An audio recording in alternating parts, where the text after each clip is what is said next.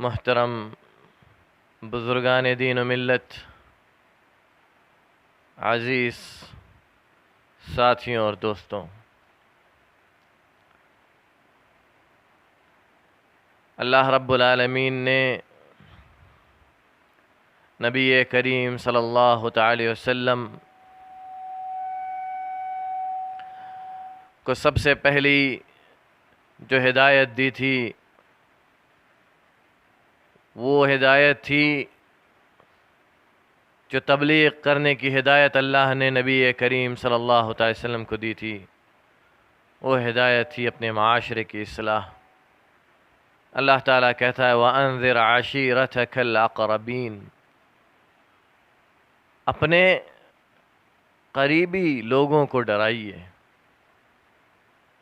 اپنے گھر کے لوگوں کو، اپنی اولاد کو، اپنے بھائی بہن کو، اپنے چچا پھوپھیوں کو، اور جو بھی قریبی ہو سکتے ہیں، چونکہ نبی کریم صلی اللہ تعالی وسلم اپنے والدین کی اکلوتی اولاد تھے، وہ بھی یتیم پیدا ہوئے تھے، باپ کو نہیں دیکھا تھا، اپنے والد کو نہیں دیکھا تھا، اس لیے آپ کے بھائی بہن نہیں تھے، آپ اکلوتے تھے۔ نبی کریم صلی اللہ تعالی وسلم نے اسی ہدایت پر عمل کرتے ہوئے سب کو جمع کیا، اور جمع کر کے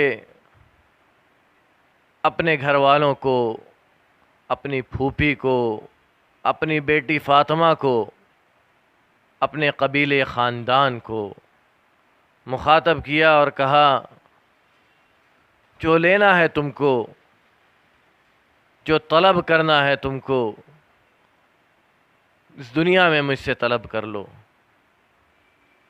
جو مانگنا ہے تمہیں اس دنیا میں مجھ سے مانگ لو، کیونکہ وہ دنیا جو حساب و کتاب کی دنیا ہے وہاں میں کچھ دینے کی قدرت نہیں رکھتا۔ فاطمہ رضی اللہ تعالی عنہا، جو آپ کی سب سے چہیتی بیٹی، آپ کی لخت جگر فاطمہ رضی اللہ عنہا، جن کے بارے میں نبی کریم صلی اللہ تعالی وسلم نے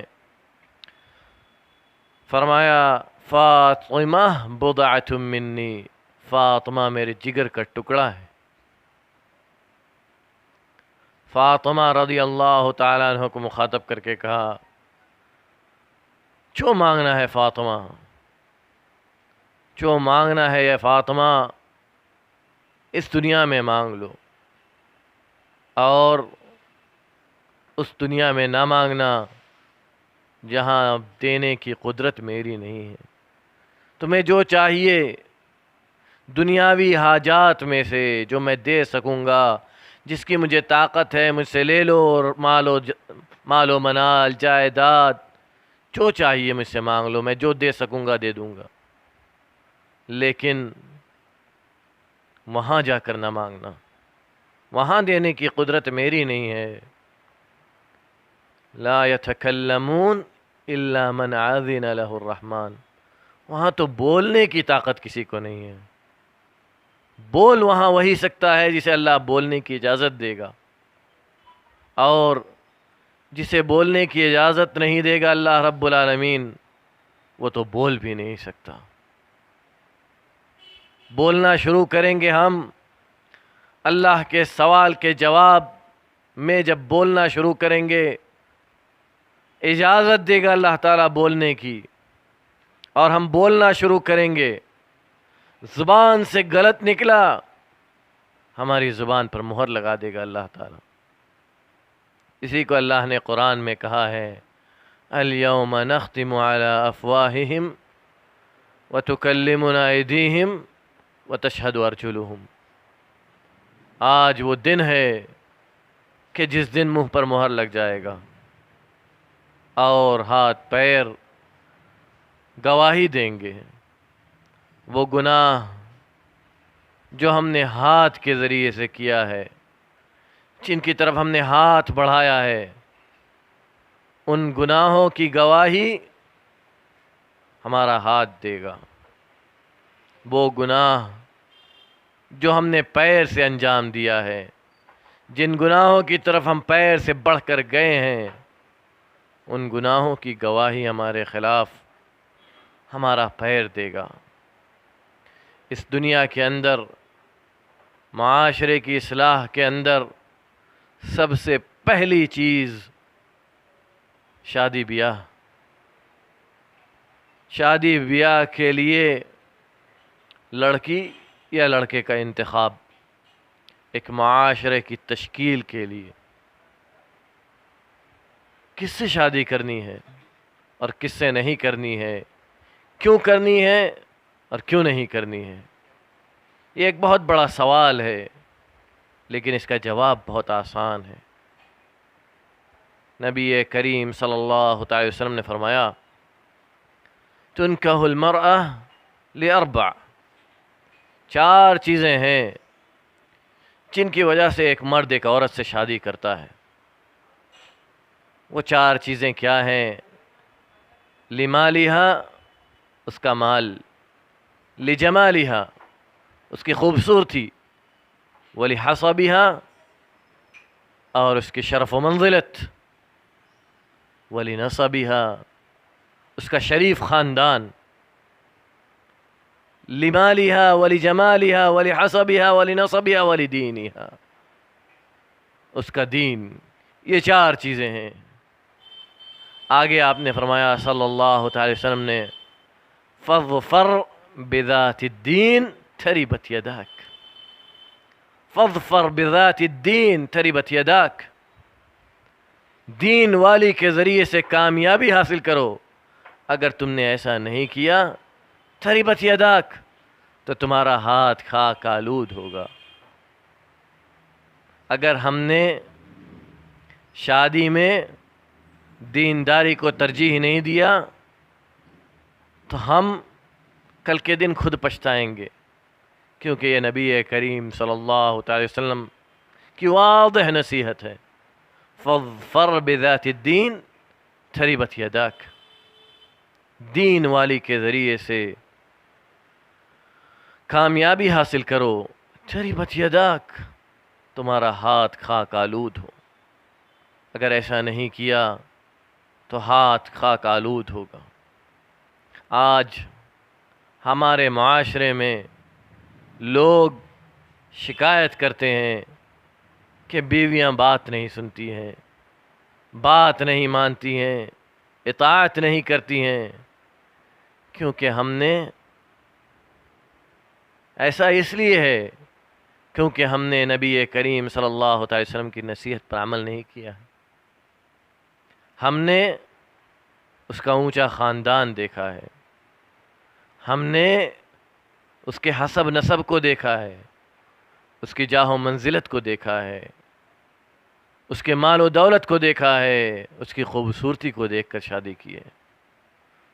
ہم نے یہ نہیں پوچھا تھا شادی کرتے وقت کہ 5 وقتہ نمازی ہے کہ نہیں، تہجد کی پابند ہے یا نہیں۔ ہم نے یہ نہیں پوچھا تھا کہ جاہ و حشمت، اپنی عزت کا خیال کرتی ہے یا نہیں، بے پردہ رہتی ہے یا نہیں، کہیں ایسا تو نہیں کہ بے پردہ گھومتی ہے، کہیں ایسا تو نہیں کہ لوگوں کی نگاہوں کی زینت بنی ہے۔ ہم نے یہ سوال نہیں کیا تھا۔ ہم نے پوچھا تھا کہ کہاں تک پڑھا ہے، ہم نے پوچھا تھا کہ اس کی ڈگری کیا ہے، اس کا رتبہ کیا ہے، ہم نے یہ پوچھا تھا کہ اس کو کیا آتا ہے کیا نہیں آتا، وہ کھانا بنا لیتی ہے یا نہیں بنا لیتی ہے۔ ہم نے یہ نہیں پوچھا تھا کہ اس کو حقوق شوہر، حقوق ازدواجی زندگی کے حقوق معلوم ہے یا نہیں۔ ہم نے یہ نہیں پوچھا تھا کہ اس کے اوپر شوہر کا حق اور اس کے والدین کا حق کیا ہے، یہ ہم نے نہیں پوچھا تھا۔ ہم نے پوچھا تھا کہ وہ کتنی ایڈوانس ہے۔ ہم نے یہ نہیں پوچھا تھا کہ اللہ کے نبی صلی اللہ علیہ وسلم نے جو دعائیں سکھلائی ہیں زندگی کو کامیاب بنانے کے لیے، ان دعاؤں کو اس نے یاد کیا ہے یا نہیں۔ ہم نے یہ پوچھا تھا کہ صبح سو کر جلدی اٹھتی ہے یا نہیں۔ یہ نہیں پوچھا تھا کہ فجر کی نماز وقت سے پڑھتی ہے یا نہیں۔ ہم نے یہ پوچھا ہے کہ ہماری ہونے والی بہو خوبصورت ہے یا نہیں.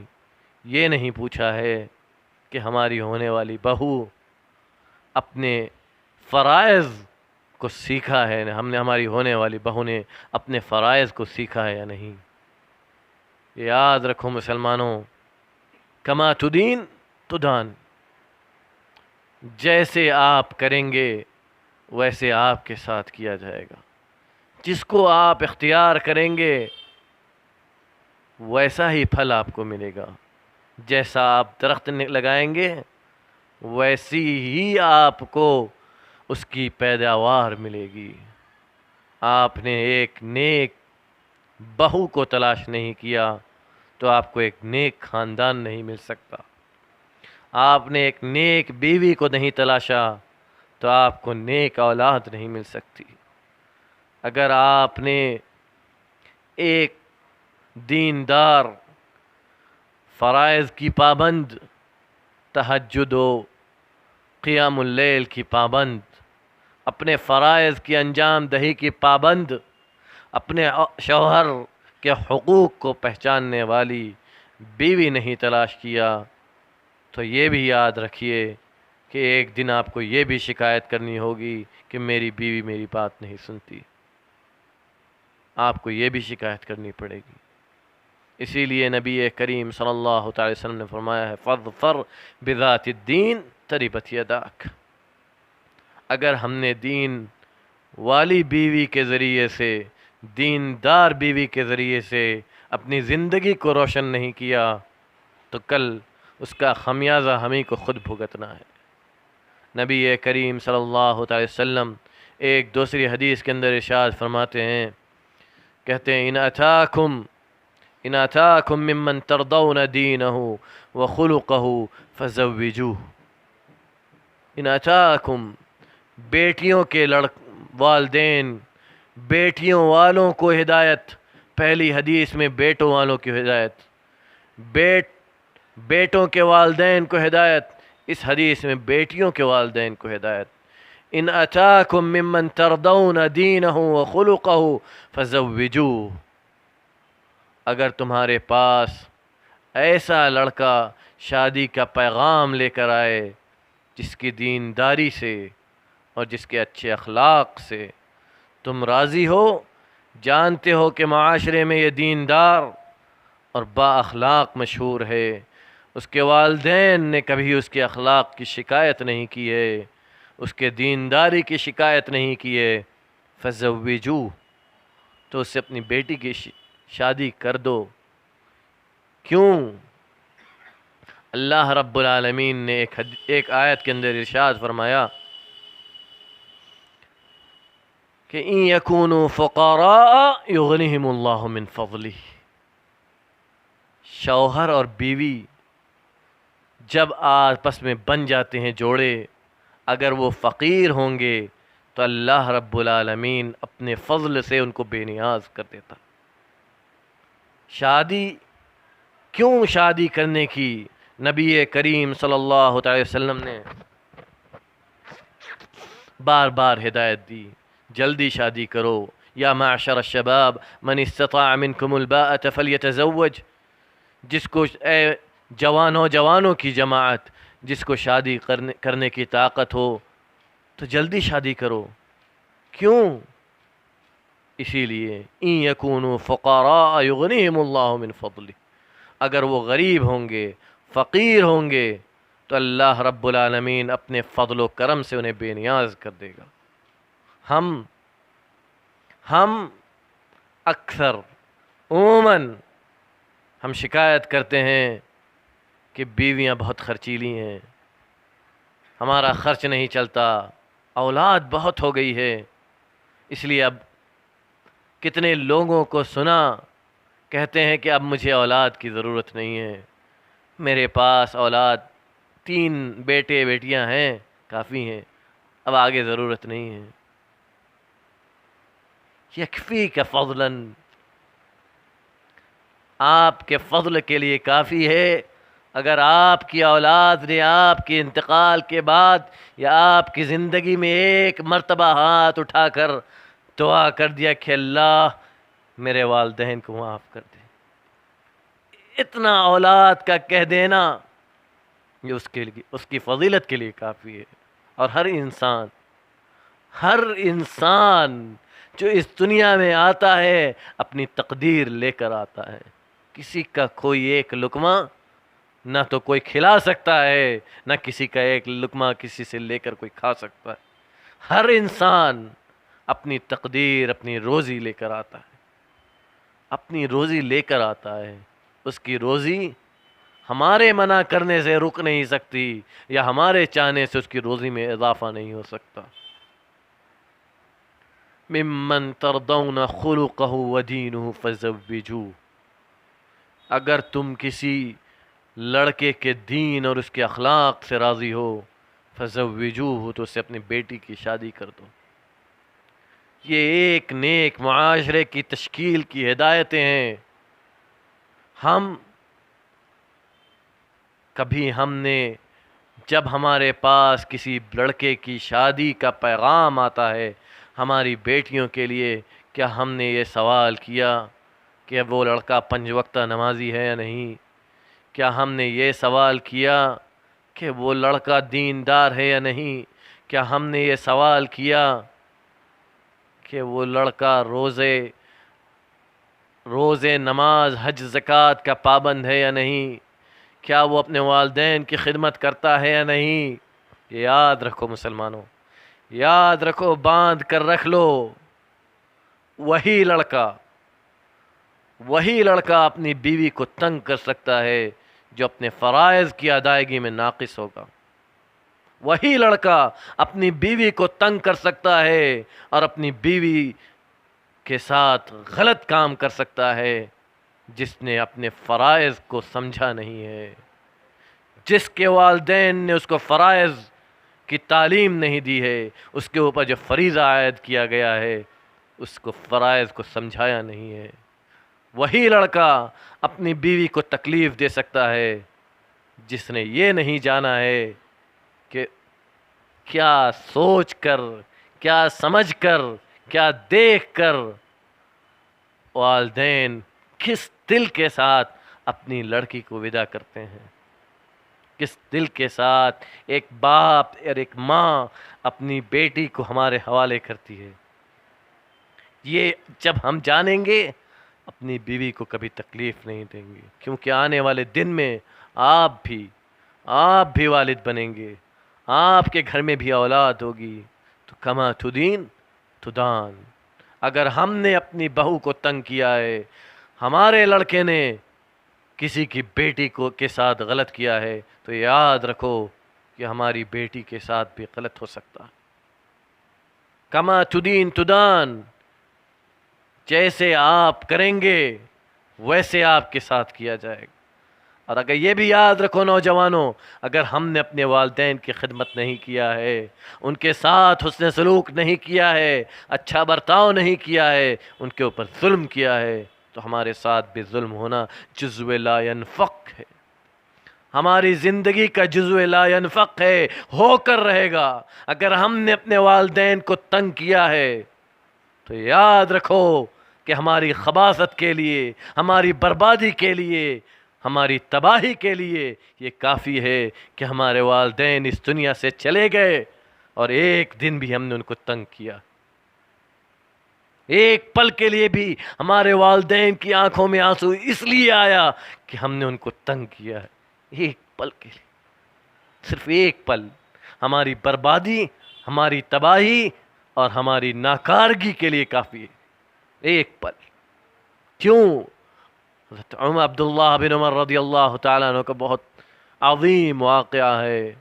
ایک آدمی اپنی والدہ کو اپنے پیٹھ پر سوار کیے حج کرا رہا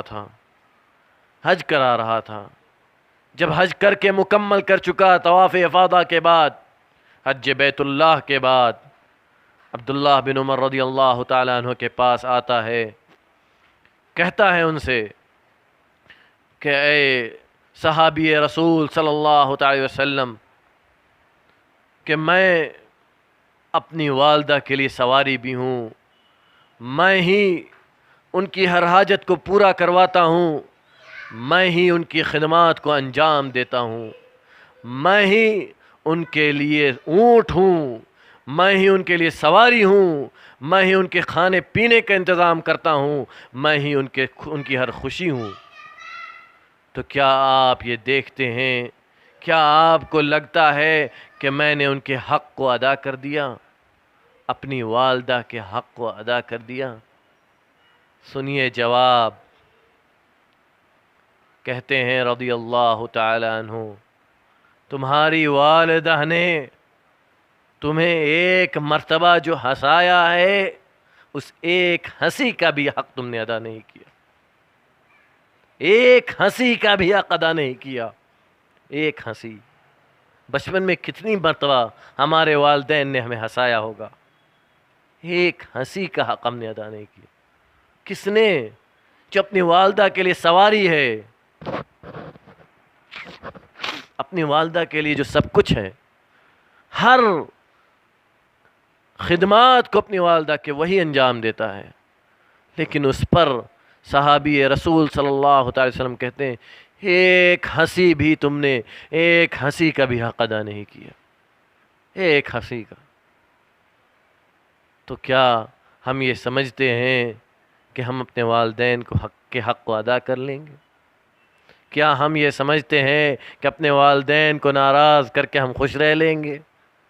ہم والدین کو یہ چاہیے کہ اپنے اولاد کی نیک تربیت کریں، انہیں یہ نہ سکھلائیں کہ پیسہ کیسے کمانا ہے، سکھلائیے دنیا کمانا ان کا حق ہے، دنیا میں عزت سے جینا ان کا حق ہے، لیکن عزت اسی کو ملتی ہے جس کے پاس دین ہوتا ہے، اخلاق ہوتا ہے، جس کے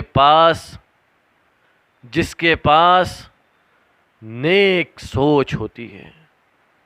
دنیا حقیقی معنوں میں اسی کو ملتی ہے۔ یہ دنیا، اللہ رب العالمین نے کہا ہے کہ جو آخرت کو چاہتا ہے اللہ اسے آخرت بھی دیتا ہے اور دنیا بھی دیتا ہے، اور جو دنیا چاہتا ہے اللہ صرف دنیا دیتا ہے، آخرت اسے نہیں دیتا۔ اللہ جسے دنیا دیتا ہے اور آخرت نہیں دیتا، اس کے لیے کیا ہے؟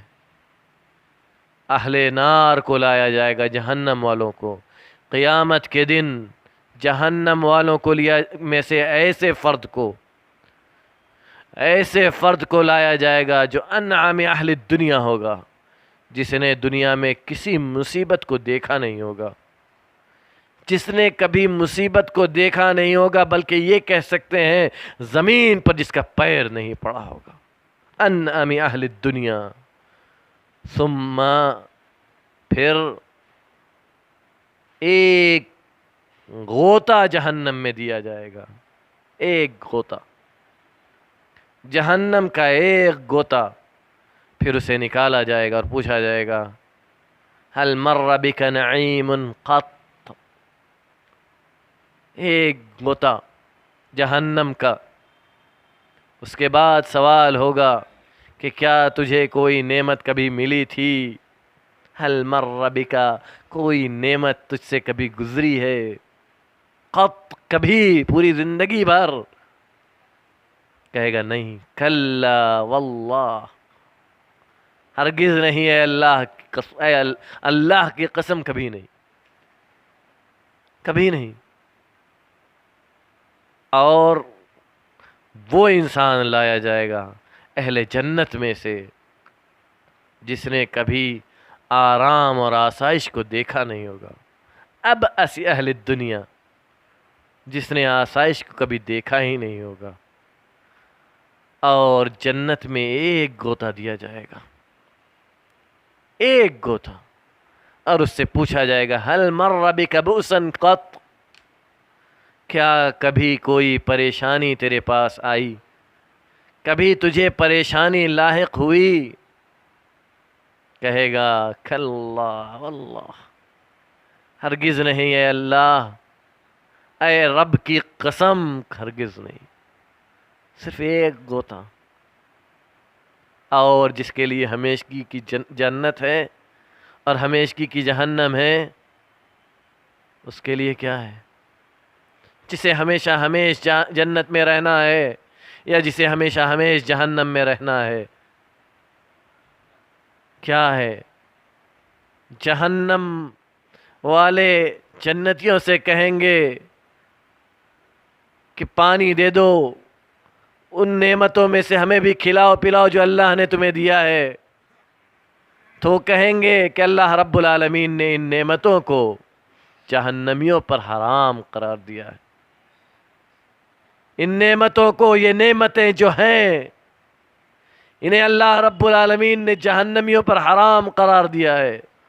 یہ نعمتیں جہنمیوں کے لیے نہیں ہیں، یہ نعمتیں صرف ان لوگوں کے لیے ہیں جنہوں نے دین کو اپنایا تھا، دنیا کو نہیں، جنہوں نے دینداری کو اپنائی ہے، دنیا داری نہیں، جنہوں نے اللہ رب العالمین کے فیصلے کے آگے اپنی نفس کی پرستش کو قربان کر دیا، اپنی خواہش نفس کو اللہ کے دین کے آگے قربان کر دیا۔ یہ نعمتیں ان کے لیے، آج کی یہ نعمتیں ان کے لیے ہیں جنہوں نے اللہ کے لیے اپنی نفس کی خواہش کو قربان کر دیا۔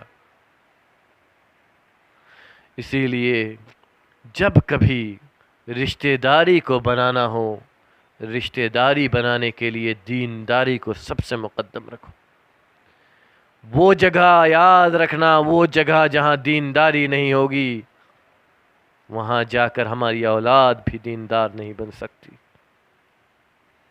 چاہے آپ کے گھر میں آپ کی اولاد کتنی بھی دیندار ہو، اگر ہم نے دینداری کو نہیں اپنایا، آپ کی اولاد اس گھر میں جا کر دیندار نہیں بن سکتی۔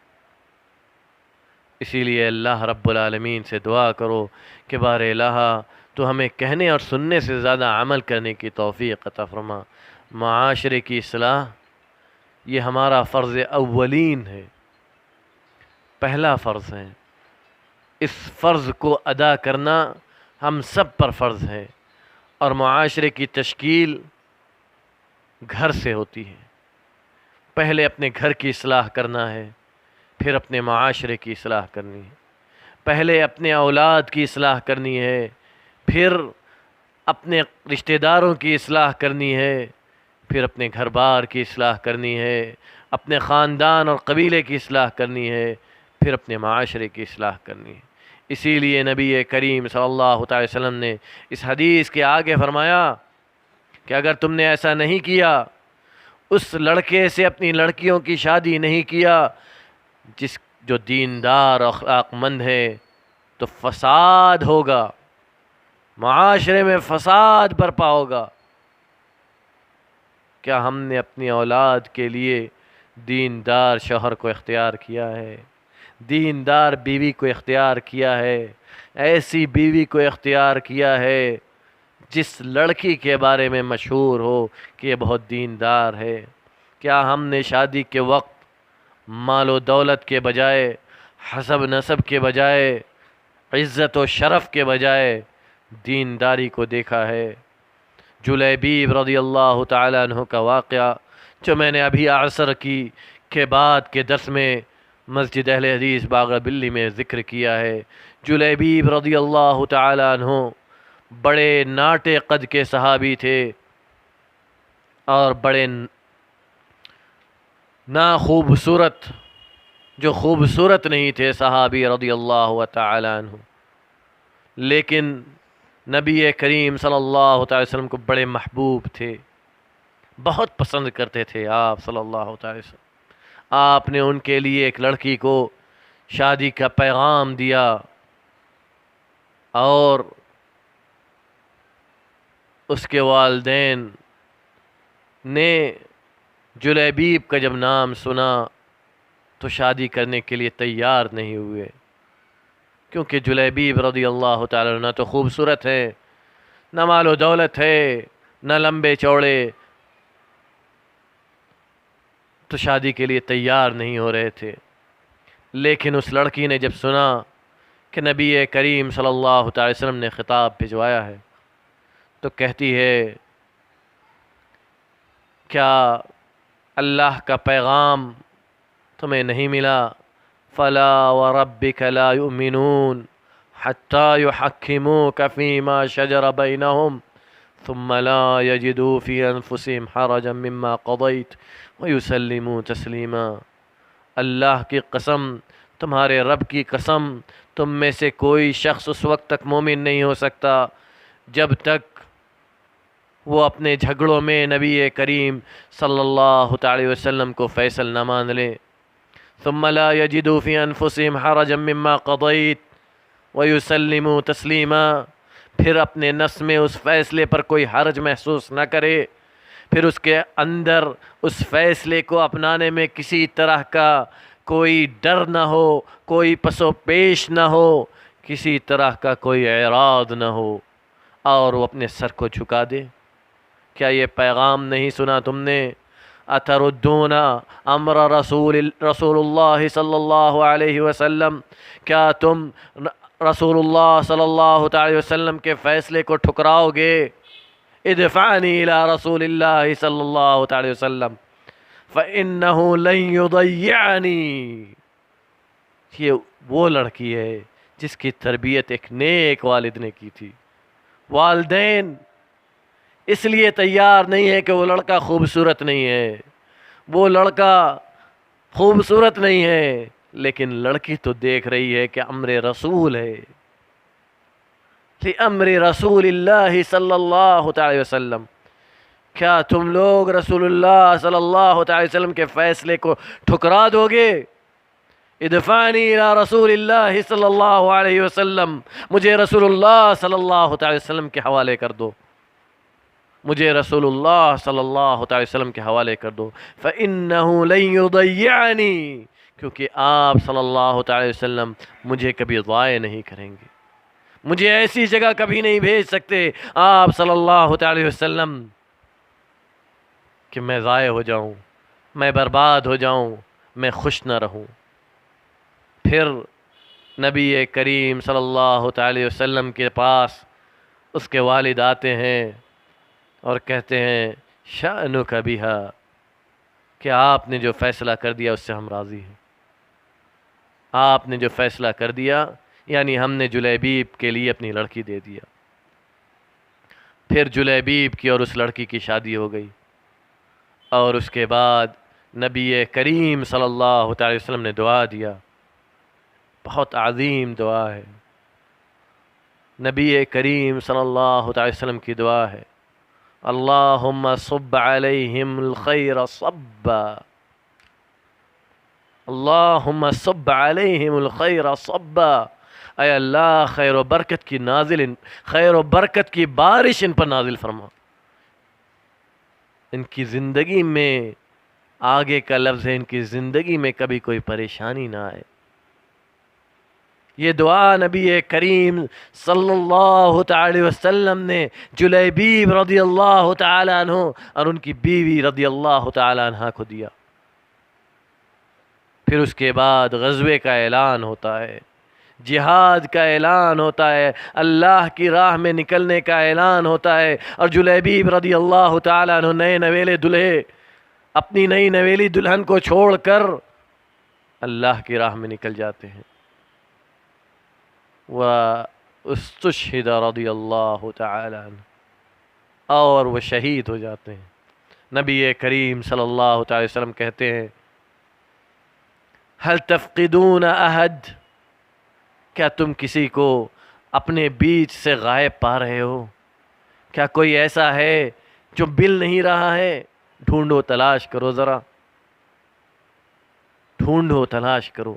لوگ ڈھونڈتے ہیں، آ کر بتلاتے ہیں کہ فلاں فلاں نہیں، فلاں فلاں شہید ہو گئے، آپ پھر کہتے ہیں، پھر لوگ ڈھونڈتے ہیں، پھر آ کے بتلاتے ہیں کہ فلاں فلاں شہید ہو گئے، پھر کہتے ہیں آپ صلی اللہ تعالی وسلم۔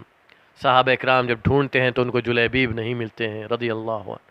آپ صلی اللہ تعالی وسلم کہتے ہیں لیکن میں جلیبیب کو غائب پا رہا ہوں، جلیبیب رضی اللہ تعالی عنہ کو تمہارے بیچ سے غائب پا رہا ہوں، تو ڈھونڈو، ذرا شہیدوں میں ان کو بھی ڈھونڈو۔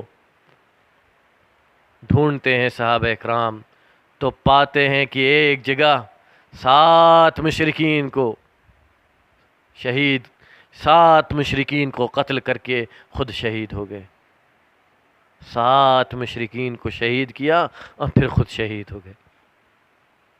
نبی کریم صلی اللہ تعالی وسلم کہتے ہیں ھذا منی وانا منہ، ھذا منی وانا منہ، یہ شہادت ہے صلی اللہ تعالی وسلم کی، ھذا منی وانا منہ، میں اس سے ہوں اور وہ مجھ سے ہیں رضی اللہ تعالی عنہ۔ 7 مرتبہ آپ یہ کہتے ہیں ھذا منی وانا منہ، یہ مجھ سے ہیں اور میں اس سے ہوں صلی اللہ تعالی وسلم۔ اور آپ ان کو اٹھا کر اپنے بازو پر لٹاتے ہیں۔ صحابہ اکرام کہتے ہیں کہ ما کان لجلیبیب صریرا الا ذراعیہ صلی اللہ علیہ وسلم، جلیبیب کے لیے اس دن سونے کی کوئی جگہ سوائے رسول اللہ صلی اللہ تعالی وسلم کے بازو کے نہیں تھی، جلیبیب کے لیے اس دن سوائے رسول اللہ صلی اللہ تعالی وسلم کے بازو کے کوئی نہیں تھی۔ اور پھر ان کے لیے قبر کھودی جاتی ہے اور نبی کریم صلی اللہ تعالی وسلم اپنے ہاتھوں سے ان کو دفن کرتے ہیں۔ اور پھر ان کی بیوی کہتے ہیں صحابہ اکرام ما رأینا انفق منہا ومالا منہا وفضلا منہا، وہ بیوی، جس بیوی نے اللہ کے رسول صلی اللہ تعالی وسلم کے فیصلے کو اختیار کیا تھا، کہتے ہیں کہ اس سے زیادہ اللہ کی راہ میں خرچ کرنے والا، اس سے زیادہ فضیلت والا، اس سے زیادہ مال و منال والا ہم نے کسی کو نہیں دیکھا۔ کیوں ہے یہ؟ اس لیے کہ رسول اللہ صلی اللہ تعالی وسلم کے فیصلے کو اپنے والدین کے فیصلے پر اس لڑکی نے ترجیح دیا تھا۔ نبی اور اس نے خود کہا تھا کہ رسول اللہ صلی اللہ تعالی وسلم مجھے ایسی جگہ نہیں بھیجیں گے کہ جہاں میں ضائع ہو جاؤں، جہاں میں برباد ہو جاؤں۔ آپ صلی اللہ تعالی وسلم نے جلیبیب کو دینے کے بعد جو دعا دی تھی، وہ دعا اس کی زندگی بھر رہی۔ نبی کریم صلی اللہ تعالی وسلم نے کہا تھا کہ ان کی زندگی میں کبھی کوئی پریشانی نہ آئے۔ صحابہ کہتے ہیں ما رأینا فی عیشہا کدا، کوئی لمحے بھر کے لیے بھی کوئی پریشانی اس کی زندگی میں ہم نے نہیں دیکھا۔ صحابہ رضی اللہ تعالی عنہ نبی کریم صلی اللہ تعالی وسلم کے تربیت یافتہ اور ان کے گھروں میں پلے یہ بچے، یہ نیک تربیت پائے ہوئے یہ بچے، جنہوں نے اپنی زندگی کو اللہ اور رسول کے فرمان کے آگے قربان کر دیا، ان کی زندگیاں اگر پڑھی جائے دفتر کے دفتر ختم ہو جائیں گے، دنوں کے دن، مہینوں کے مہینے ختم ہو جائیں گے، لیکن کسی ایک صحابی کے فضل کو بیان کر کے دل نہیں بھرے گا۔ کسی ایک صحابی کو لے لیجئے، ابو بکر رضی اللہ تعالیٰ عنہ سے شروع کر کے آخری صحابی رضی اللہ تعالیٰ عنہ تک جتنے صحابہ اس دنیا میں آئے ہیں، کسی کی زندگی کو لے لیجئے، دل نہیں بھرے گا ان کی زندگیوں کو پڑھتے پڑھتے اور بیان کرتے کرتے۔ اپنی زندگی کو نبی کریم صلی اللہ تعالی وسلم کی نصیحتوں کے مطابق گزارنے کی کوشش کرو، اپنے آپ کو اسوہ رسول پر چلنے اور چلانے کے لائق بناؤ، توفیق طلب کرو اللہ رب العالمین سے کہ بار الہ تو ہم کو نبی کریم صلی اللہ تعالی وسلم کا سچا پکا متبع بنا۔ صدق، سچائی صرف یہی نہیں ہے کہ ہم سچ بات بولیں، سچائی یہ بھی ہے کہ ہم دین میں سچے ہوں، امانت داری میں سچے ہوں، اپنی اولاد کی تربیت میں سچے ہوں، اپنی اولاد کو صحیح سچی تربیت دیں، اپنی بیوی کے حق میں سچے ہوں، اپنے والدین کے حق میں سچے ہوں، بیوی یا شوہر کے حق میں سچی ہوں، اور ہم اللہ کے دین میں سچے ہوں۔ نبی کی سنت کی اتباع کرنے میں سچے ہوں. یہ اصل سچائی ہے. صرف زبان سے سچ بول دینا یہ کافی نہیں ہے، یہ کافی نہیں ہے. اسی کو نبی کریم صلی اللہ تعالی وسلم نے سنین خداع کہا ہے، دھوکہ دینے کے ایام، جب سچے کو جھوٹا اور جھوٹے کو سچا سمجھا جائے گا. سنین خداع، جھوٹے دن، جھوٹے سال. اللہ رب العالمین ہم سب کو معاف کرے، ہم سب کو نیک بنائے، نیک سمجھ عطا کرے، ہماری اولاد کی اصلاح کر دے، ہمارے بچوں کی اصلاح کر دے، عورتوں کی اصلاح کر دے، عزت و شرف والی زندگی عطا فرمائے، کبھی دوسروں کا محتاج نہ بنائے. اس دن سے پہلے اس دنیا سے اٹھا لے جب دوسروں کے آگے ہاتھ پھیلانے کی ضرورت آئے. اس دن سے پہلے اس دنیا سے اٹھا لے جب دوسروں کے آگے ہاتھ پھیلانے کی ضرورت آئے. اپنے والدین، ہمارے والدین کو صحت و عافیت والی زندگی عطا فرمائے، ان کے درجات کو بلند کرے، ان کی زندگی میں برکت عطا فرمائے، ہر قسم کی پریشانیوں سے ان کو دور رکھے. ہم میں سے جن کے والدین یا ان میں سے کوئی ایک جو اس دنیا سے جا چکے ہیں، ہمارے جو رشتہ دار اس دنیا سے جا چکے ہیں، بار الہ ان کی قبروں کو نور سے بھر دے، ان کی قبروں کو تا حد نظر وسیع کر دے، ان کی قبروں کو جنت کی کیاری بنا دے. بار الہ تو ہم سب کو معاف کر دے، ہم سب پر اپنا خاصا فضل نازل عطا کر. بار الہ ہر قسم کی پریشانیوں سے دور رکھ، ہر قسم کے فتنوں سے محفوظ رکھ، ہر مسلمان کی مدد کر، ہر مسلمان کی مدد کر. مسلمان جو بیمار ہیں ان کو ان کی بیماری سے شفاء کامل عاجل عطا فرما. جو بے روزگار ہیں ان کو روزگار والا بنا دے، جو روزگار والے ہیں ان کے روزگار میں برکت عطا فرما. بار الہ ہمیں حلال رزق عطا فرما، حرام سے دور رکھ، ہر قسم کے حرام سے دور رکھ، ہر قسم کے حرام سے دور رکھ، ہر قسم کے فتنوں سے دور رکھ، ہر قسم کے فتنوں سے محفوظ رکھ. جب تو اپنے بندوں پر فتنوں کا ارادہ کرے اس سے پہلے ہمیں اپنے پاس بلا لے، اس سے پہلے اس دنیا سے اٹھا لے، اس سے پہلے ہماری زندگی کو ختم کر دے.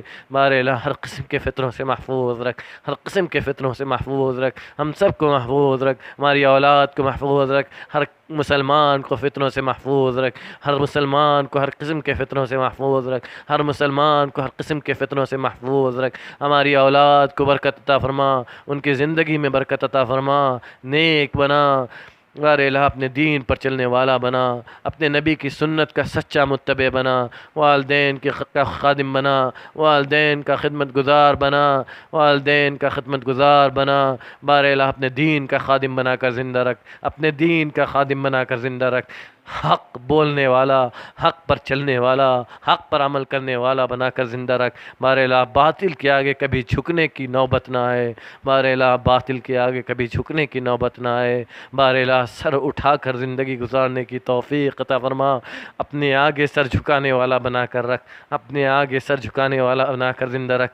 کبھی دنیا کے آگے سر جھکانے کی نوبت نہ آئے، اس سے پہلے اس دنیا سے اٹھا لے. بار الہ ہمارے والدین کو ہم سے راضی کر دے، تو ہم سے راضی ہو جا. جب اس دنیا سے جانے کا وقت آئے تو ہمارے والدین ہم سے راضی ہوں، تو ہم سے راضی ہو، اور جو زبان سے آخری کلمہ نکلے وہ کلمہ توحید لا الہ الا اللہ ہو. وآخر دعوانا الحمد للہ رب العالمین. السلام علیکم ورحمۃ اللہ وبرکاتہ. وإياكم إن شاء الله.